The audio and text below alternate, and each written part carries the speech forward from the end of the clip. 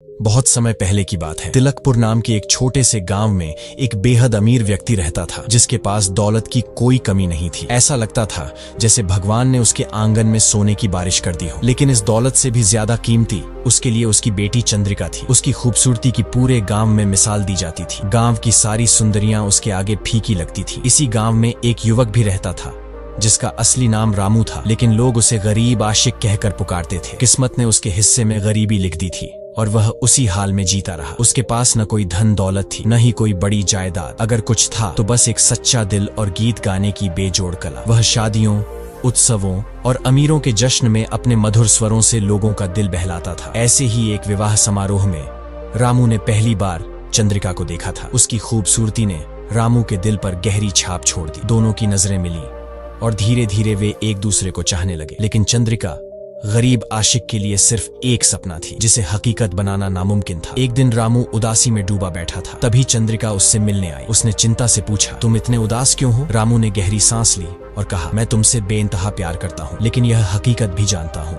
कि मैं तुम्हें कभी हासिल नहीं कर सकता। चंद्रिका ने मुस्कुराकर कहा, तुम हिम्मत क्यों हारते हो? मेरे पिता बहुत दयालु हैं। वे खुद हमारी शादी का खर्च उठाएंगे और हमें इतनी दौलत देंगे कि हमारी जिंदगी आराम से गुजर सके। रामू ने हल्की हंसी के साथ कहा, तुम सही कहती हो। तुम्हारे पिता मेरी शादी का पूरा खर्च उठाएंगे, लेकिन क्या तुमने सोचा है अगर आगे चलकर तुम्हारे मन में यह अहंकार आ गया कि मेरे पास जो भी है वह सब तुम्हारी बदौलत है? मैं नहीं चाहता कि यह एहसास मेरी मोहब्बत को छोटा कर दे, इसलिए मैंने एक फैसला किया है। रामू ने अपनी मुट्ठी भींचते हुए कहा, मैं 7 साल तक मेहनत करूंगा, अपने दम पर दौलत कमाऊंगा और फिर तुम्हारे पास लौटूंगा। अगर मैं न लौटा तो तुम मेरी उम्मीद छोड़कर अपनी जिंदगी में आगे बढ़ जाना। चंद्रिका की आंखों में नमी थी, लेकिन उसने वादा किया कि वह तय समय तक उसका इंतजार करेगी। हालांकि उसने एक शर्त रखी, अगर 7 साल पूरे होने के बाद भी तुम वापस नहीं आए तो मैं तुम्हें भूलकर किसी और के साथ शादी कर लूंगी। रामू अपनी माँ के पास पहुंचा, उनका आशीर्वाद लिया, अपनी छोटी बहन के माथे को चूमा और फिर कंधे पर एक झोला डालकर गांव से निकल पड़ा। लेकिन तभी पीछे से घोड़े की टापों की आवाज आई। उसने मुड़कर देखा, यह कोई और नहीं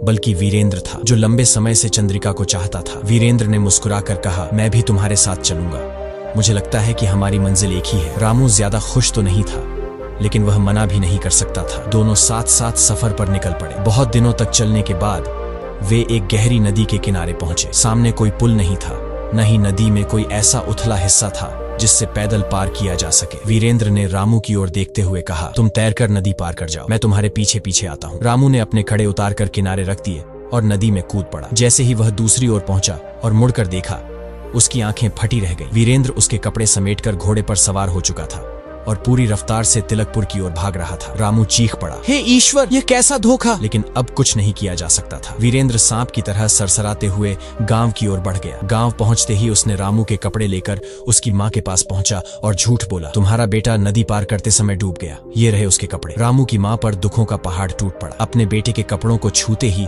वह जोर जोर से रोने लगी। रामू के कपड़े लेकर उसकी माँ सीधी चंद्रिका के पास पहुंची। आंखों में आंसू भरे कांपती आवाज में बोली, बेटी, रामू डूबकर मर गया, ये उसके कपड़े हैं जो वीरेंद्र लेकर आया है। अब तुझे पूरी छूट है, जिससे चाहे शादी कर सकती है। ये सुनकर चंद्रिका मुस्कुराई और बोली, माँ, तुम भी किसकी बातों पर यकीन कर रही हो? ये सब वीरेंद्र की मनगढ़ंत कहानी है। जब तक 7 साल पूरे नहीं हो जाते मैं किसी और को अपना पति नहीं बना सकती। ये कहकर उसने दीवार से बांसुरी उतारी और वही धुन बजाने लगी, जिसे सुनकर कभी रामू उसके करीब आया था। इधर रामू नंगे पांव भूखा प्यासा एक अनजान गांव में पहुंचा। वहां के भले लोगों ने उसे कपड़े दिए, भोजन कराया और जब उसे गाते सुना तो मंत्रमुग्ध हो गए। धीरे धीरे रामू का संगीत पूरे क्षेत्र में प्रसिद्ध होने लगा। वह एक गांव से दूसरे गांव, एक नगर से दूसरे नगर अपनी मधुर आवाज से लोगों का दिल जीतता रहा। घूमते घूमते वह लाफ नगर जा पहुंचा और वहां की एक सराय में ठहर गया। उसने सराय में बैठकर एक सारंगी ली और गाना शुरू किया। संयोग की बात थी कि उन्हीं दिनों लाफ नगर का राजा, जो संगीत का बड़ा प्रेमी था, किसी अद्वितीय गायक की तलाश में था। कई गायक दरबार में आए, लेकिन कोई भी उसके दिल को नहीं छू पाया। राजा के नौकर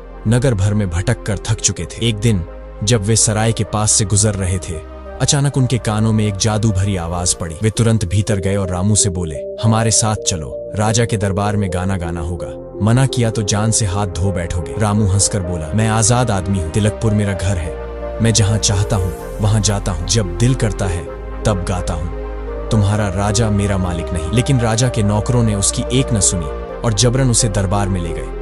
राजा ने उसे देखते ही कहा, गाना गाओ।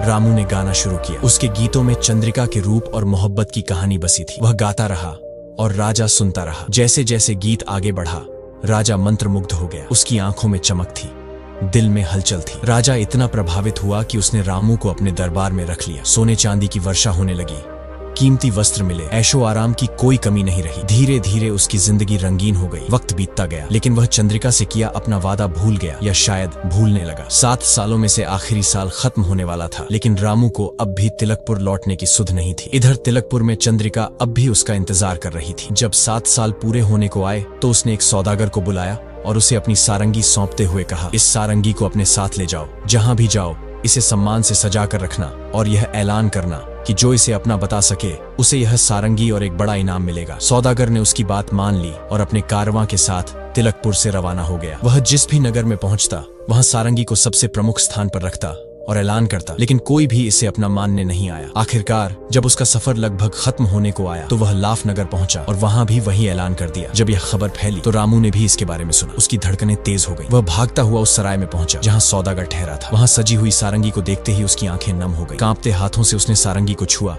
और भर्राए गले से बोला, यह मेरी है। सौदागर मुस्कुराया और बोला, बिल्कुल सही, क्योंकि इसे पहचानने वाला ही इसका असली मालिक हो सकता है। लेकिन अब समय बहुत कम है, जल्दी से तिलकपुर पहुंचो। चंद्रिका ने कहा था कि अगर नियत समय पर तुम नहीं लौटे तो वह किसी और से शादी कर लेगी। ये सुनते ही रामू का सिर चकरा गया, उसके पांव लड़खड़ा गए। वह अपनी बेहोशी को रोकने की कोशिश कर रहा था, लेकिन उसके दिल में एक ही सवाल गूंज रहा था, क्या अब भी समय बचा है या सब खत्म हो चुका है? तिलकपुर में शादी की घड़ी नजदीक आती जा रही थी और उधर रामू के भाग्य का फैसला होने में अब केवल 7 दिन ही बचे थे। लेकिन तिलकपुर पहुंचने में कम से कम 30 दिन लगने वाले थे। उसने हार नहीं मानी। तुरंत एक घोड़े पर सवार हुआ और एक थैली में सोने के सिक्के लेकर निकल पड़ा। घोड़े की जान की परवाह किए बिना उसने उसे पूरी ताकत से दौड़ा दिया। लेकिन जो होना था वही हुआ। रास्ते में एक घने जंगल से गुजरते हुए घोड़े ने ठोकर खाई और रामू बदहवास होकर जमीन पर गिर पड़ा। सिर पर गहरी चोट आई और वह बेहोश हो गया। एक दिन बाद जब उसे होश आया तो खुद को एक कुटिया में पड़ा पाया। चारों ओर अंधेरा था और हल्की हल्की अगरबत्ती की खुशबू हवा में घुली हुई थी। सामने एक साधु खड़ा था जिसने मुस्कुराकर कहा, आंख खुल गई बेटा, तुम जंगल में बेहोश पड़े थे, मैं तुम्हें उठाकर यहाँ ले आया। बताओ तुम कौन हो और कहाँ जाना है? रामू ने कराहते हुए उठने की कोशिश की, लेकिन शरीर में दर्द की लहर दौड़ गई। धीरे धीरे उसने अपनी पूरी कहानी साधु को सुनाई और कहा, मुझे हर हाल में तिलकपुर पहुंचना है, लेकिन अब यह असंभव लग रहा है। मेरी मोहब्बत मुझसे छिनने वाली है और अब आत्महत्या के अलावा कोई चारा नहीं बचा। साधु ने सिर हिलाया और गंभीर स्वर में कहा, ऐसी बातें तो कायर करते हैं बेटा, तुमने सच्चा प्रेम किया है, तुम कायर नहीं हो। चिंता मत करो, तुम्हारी राह अभी खत्म नहीं हुई है। फिर साधु ने पास खड़े सफेद घोड़े की ओर इशारा करते हुए कहा, यह मेरा सिद्ध किया हुआ घोड़ा है जो 7 दिनों में तुम्हें तिलकपुर पहुंचा देगा। साथ ही यह एक चमत्कारी मिट्टी लो, अगर इसे किसी अंधे की आंखों पर लगाओगे तो वह फिर से देखने लगेगा। रामू ने साधु के चरणों में सिर झुका दिया और सफेद घोड़े पर सवार होकर तूफान की तरह आगे बढ़ गया। घोड़ा इतनी तेजी से दौड़ रहा था मानो हवा से बातें कर रहा हो। ठीक 7वें दिन आधी रात के समय रामू तिलकपुर पहुंच गया। गांव में हर ओर उत्सव का माहौल था। घरों में रोशनी झिलमिला रही थी, ढोल नगाड़े बज रहे थे और शादी के गीत हवा में तैर रहे थे।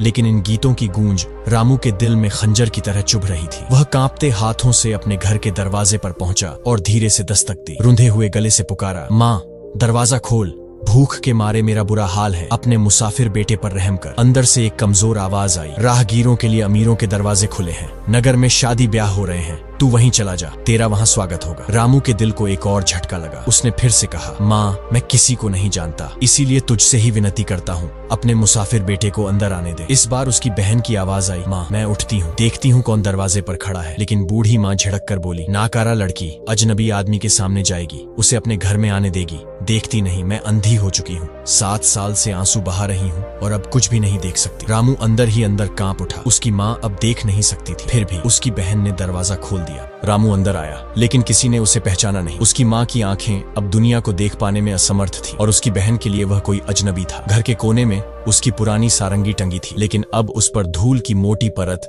जम चुकी थी। उसने माँ से पूछा, माँ दीवार पर वह क्या लटका है? बूढ़ी माँ ने रूखे स्वर में कहा, तू भी अजीब मेहमान है, बस ये गनीमत समझ कि तुझे रात गुजारने के लिए छत और एक वक्त की रोटी मिल रही है। ईश्वर का नाम ले और सुबह यहाँ से चला जा। रामू की आंखें भर आईं। उसने फिर से कहा, माँ मैं पहले ही बता चुका हूँ कि मैं तेरा बेटा हूँ और यह मेरी बहन है, मैं बस इतना जानना चाहता हूँ कि वह दीवार पर टंगी चीज क्या है। बूढ़ी माँ ने झुंझलाकर कहा, वह सारंगी है। रामू की सांसें रुक गई, कांपते होठों से बोला, सारंगी? किसकी सारंगी? बूढ़ी माँ ने आह भरी और कहा, मेरे दुखियारे बेटे की। 7 साल से वह यहीं टंगी है, किसी भी जीवित आदमी ने इसे हाथ तक नहीं लगाया। रामू की बहन ने धीरे से सारंगी उतारी और उसे पकड़ा दी। जैसे ही उसके हाथों ने उस जानी पहचानी धड़कन को महसूस किया, उसकी आंखों से आंसू गिर पड़े। उसने सारंगी को सीने से लगाया, फिर ऊपर आसमान की ओर देखा और कांपती आवाज में प्रार्थना की, हे ईश्वर, मैं अपने मन की इच्छा पूरी करने के लिए जा रहा हूँ, मेरा साथ देना। रामू ने कांपते हाथों से सारंगी को उठाया और तांबे के तारों को हल्के से छेड़ा। अचानक कमरे में झनकार गूंज उठी और एक पुरानी धुन हवा में घुल गई। उसने गहरी सांस ली और गाना शुरू किया। उसकी दर्द भरी आवाज ने रात के सन्नाटे को चीर दिया। उसकी माँ की आंखों से आंसू बहने लगे। वह बिलखते हुए बोली, तेरा नाम क्या है बेटा? तेरे गीत ने मेरे दिल को छलनी कर दिया है। बुढ़िया कांपती आवाज में बोली, आज ही मैंने एक सपना देखा था कि मेरे बाल पूरी तरह सफेद हो गए हैं। 7 सालों के आंसुओं ने मेरी आंखों की रोशनी छीन ली है। तेरी आवाज मेरे रामू से मिलती है,